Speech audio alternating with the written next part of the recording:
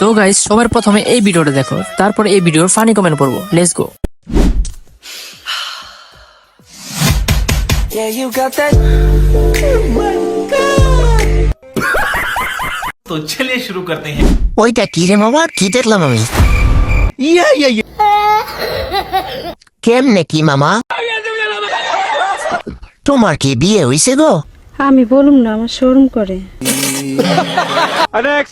तेरा कोई मुकाबला नहीं है नी ओल्ड स्कूल जिए नी बोतले अज़ूल है नी बोतले अज़ूल दिए